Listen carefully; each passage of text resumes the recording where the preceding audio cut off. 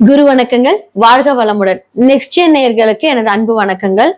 நான் உங்கள் டிஎன்ஏ மற்றும் பிரசன்ன ஜோதிடர் சுப்ரஜா சுரேஷ்குமார் கோவையிலிருந்து.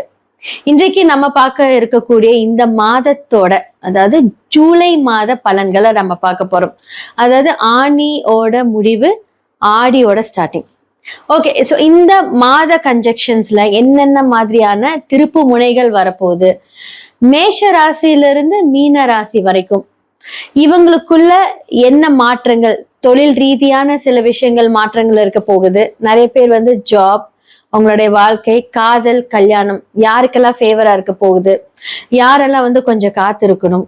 அதே மாதிரி உலகளாவிய விஷயங்கள் அப்படின்னு பார்க்கும்போது நிறைய நிலநடுக்கங்கள். ஸோ ஆல்ரெடி நம்ம சொல்லியிருந்த மாதிரி இந்த எர்த்குவேக்ஸ் எல்லாமே பாத்தீங்க அப்படின்னா இந்த ராகு மாறதுக்குள்ள இப்ப நிறைய இந்த பிரச்சனைகள் எல்லாம் கொடுத்துட்டு இருக்காரு.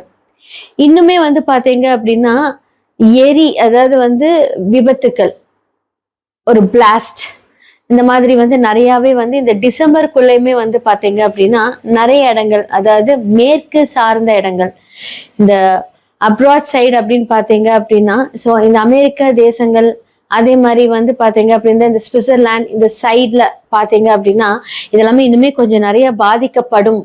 ஸோ சொல்லுவாங்க தெரியுங்களா, அணையற தீபம் பிரகாசமா எரியும்னு சொல்லுவாங்க இல்லையா. ராகு அடுத்த லெவல், அதாவது பாத்தீங்கன்னா இந்த டிசம்பர் மாதம் ராகு கும்பத்திலிருந்து மகரத்துக்கு வர்றதுக்குள்ள இன்னுமே பாத்தீங்கன்னா அந்த அட்டகாசம் ரொம்ப ஜாஸ்தியா தான் கொடுப்பாரு அப்படின்னு சொல்ல முடியும்.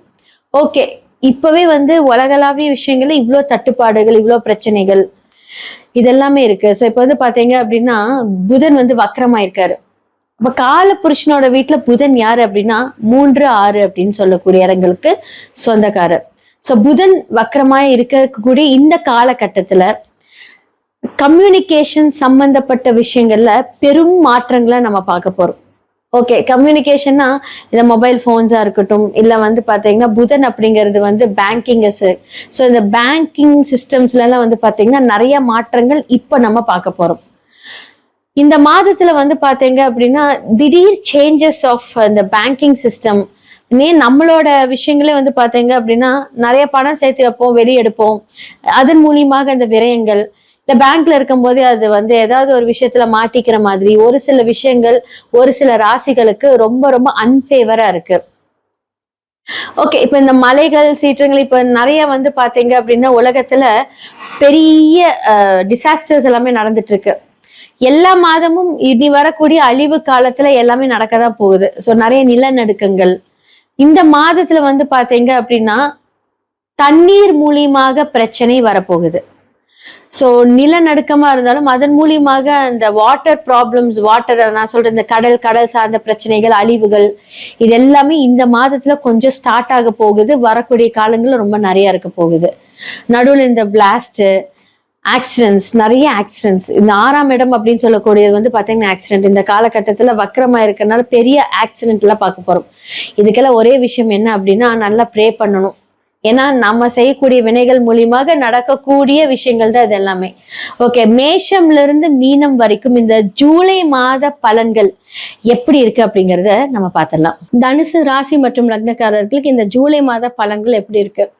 அதாஷ்ட சனி அப்படின்னு சொல்லக்கூடிய சனி பகவான் 10ஆம் பார்வை உங்களுடைய லக்னத்தை பார்த்து தொழில் ரீதியான சில நிறைய சங்கடங்கள், எதிர்ப்புகள், பிரச்சனைகள், உங்களுடைய லக்னத்திலிருந்து 4ஆம் இடத்துல சனி, அப்போ சுகஸ்தானத்தில் சனி இருந்தா எப்படி இருக்கும்? அப்படி எல்லாமே டோட்டலா சேஞ்ச் ஆயிருக்கு.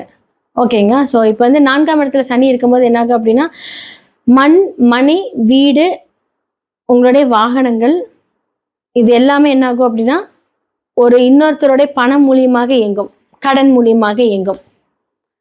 அந்த கடனை திருப்பி செலுத்துவீங்களா அப்படின்னு கேட்டா அந்த இடத்துல பாத்தீங்க அப்படின்னா சனி பகவான் அப்படின்னு சொல்லக்கூடிய சில ஏமாற்று வேலைகளை நீங்க செய்வீங்க.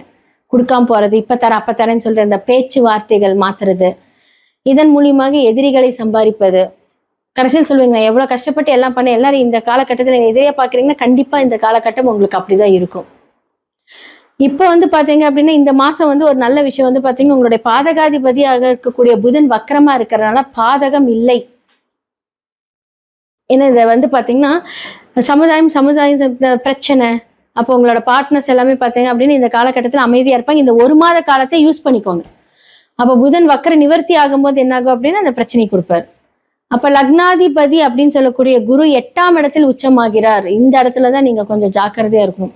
தீராக்கடன், ஓகேங்களா? தீராக்கடன். நிறைய பேர் ஃபுட் பிசினஸ் பண்றீங்க அப்படின்னா கண்டிப்பா இந்த இடத்துல பெரிய பிரேக்கை சந்திப்பீங்க. ஃபர்ஸ்ட் ஆஃப் ஆல் உங்களுக்கு குரு யாரு? 1-4 வந்து 8ஆம் இடத்துல இருக்கும்போது, இந்த 4 அப்படின்னு சொல்லக்கூடிய இப்போ ஒரு வீடு வாங்குறீங்க அப்படின்னா ஒரு 1,00,000 ரூபாய்க்கு, சாரி, 1,00,00,000 ரூபாய்க்கு நீங்க பிளான் பண்றீங்கன்னா அது 6-7 கோடியே இழுத்து விட்டுரும். ஒரு 50 லட்ச ரூபாய்க்கு பிளான் பண்றீங்கன்னா 1 கோடியே எடுத்து விட்டுரும். அப்போ என்ன ஆகும் அப்படின்னா அதன் மூலியமாக தீரா கடன் ஆக்டிவேட் ஆகும். 8ஆம் இடம் அப்படின்னு சொல்லக்கூடிய நம்மளே போய் என்ன பண்ணுவோம், அழகா ஓகே நம்மளால கடன் வாங்கினாதான் முடிக்க முடியும்னு போய் அந்த நெருக்கடியில போய் இப்ப கரெக்டா 8ஆம் இடத்துல உட்காந்து ஸ்ட்ரெஸ்ஸை கொடுக்க போறாரு. குரு என்பது வழிகாட்டுதல் கூடிய கிரகமா இருந்தாலும் எந்த ராசிக்கு அவர் எப்படி இருப்பாரு? இப்ப லக்னாதிபதியா இருக்கக்கூடிய குரு இந்த வீட்டுக்கு பாவி ஆகிறது ரொம்ப நல்லது, வக்கரமாகிறது ரொம்ப ரொம்ப நல்லது, லோ டிகிரியா போறது அதை விட நல்லது. அப்போ உங்க சுயஜாதகத்தில் லக்னாதிபதி என்று சொல்லக்கூடிய குரு எப்படி இருக்காருன்னு பாத்துக்கோங்க. ஓகே, சூப்பரா இருக்கு, நல்லா இருக்காரு அப்படின்னா நீங்க யோசிக்கிறதுக்கு உங்களுக்கே வந்து வினை பிரச்சனை எல்லாமே இருக்கும். எல்லாருக்கும் எல்லாம் தெரிஞ்ச மாதிரி பேசுவீங்கன்னா நீங்க தைரியசாலின்னு கேட்டா கிடையாது. லப்பா திப்பான்னு கட்டுவீங்கன்னா 2ஆம் இடம் சனி இருக்குல்ல, ஒருவேளை துலாம்ல உச்சமா இருக்கு இல்ல சனி வந்து நீச்சமா இருக்கு அப்படின்னா வார்த்தைகள் மூலியமாக உச்சமோ நீச்சமோ உங்களோட வார்த்தைகள் மற்றவர்களை தாக்கும். சொல்லுவாங்க குரு வீட்டுல பிறந்தவங்க ரொம்ப ஞானி, நல்லது எல்லாமே ஓகே. ஆனா குரு உங்களுக்கு பாவியா இருந்தா மட்டுமே தான் அது ஆக்டிவேட் ஆகும். குரு நல்லபடியாக இருந்தா அப்படின்னா அது ஆப்போசிட் ஆக்டிவேட் ஆகும். சுயஜாதகத்தை பாருங்க, சுயஜாதகத்தை பார்த்து அது என்ன சரி பண்ண முடியுமோ சரி செய்துக்கோங்க. இந்த காலகட்டத்துல பனி ரொட்டேஷன் நிறைய இருக்கும்.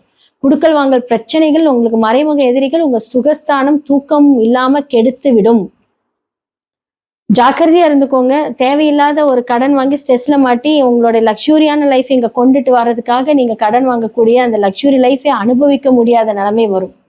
ஜாக்கிரதையா உங்களோட லைஃபை வந்து கொஞ்சம் டிஸ்கஸ் பண்ணிட்டு செயல்பட்டீங்க அப்படின்னு இந்த காலகட்டம் ரொம்ப நல்லா இருக்கும். எதுவுமே பண்ணாம அமைதியா இருந்தீங்கன்னா சூப்பர். அப்ப முடிஞ்ச அளவுக்கு கொஞ்சம் கண்ட்ரோலா இருங்க.